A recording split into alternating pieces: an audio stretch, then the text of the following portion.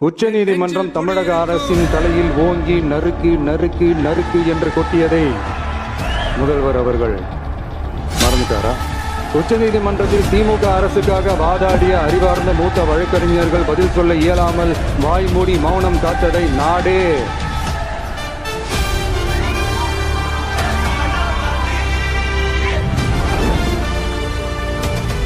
பார்த்ததல்லவா?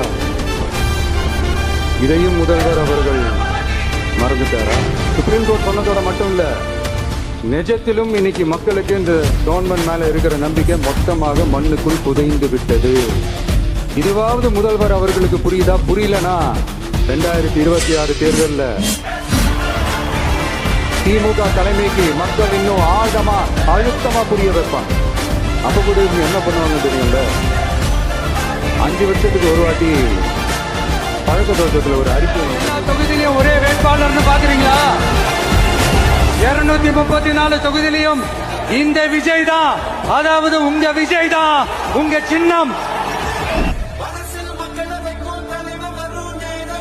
நம்ம தமிழக வெற்றி கழகத்தின் வழியா உங்களுக்காக உழைக்கணும்னு நான் வரேன்.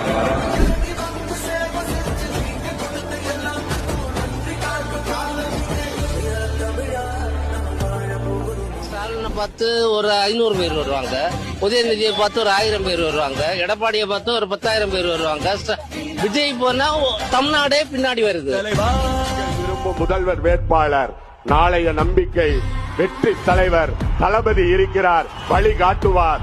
அவர் வழியில் தமிழகமே திரண்டிடுவோம். தன்மானம் படைத்த தமிழகத்தை, எவருக்கும் அஞ்சாத தமிழகத்தை, எந்த பாசிச பாயாசங்களுக்கு அடிமையாகாத தமிழகத்தை, மத போர்வையில், சாதிய போர்வையில், எந்த போர்வையிலும் ஒளிந்து கொண்டு நம்மை அடிமைப்படுத்தாத ஒரு சமுதாயத்தை, எழுச்சியை நீங்கள் உருவாக்கினீர்கள்.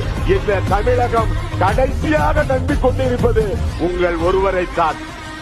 இந்த தமிழகம் கடைசியாக நிறைந்து கொண்டிருப்பது உங்கள் ஒருவரைத்தான். பேசி பேசி ஏமாற்றிய தலைவர்களுக்கு முன்னால் பேசாமல் புரட்சி செய்கின்ற எங்கள் தலைவா,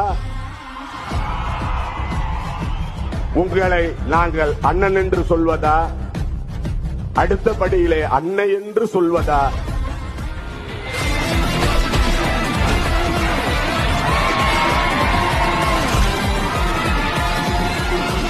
My darlings, missed you all.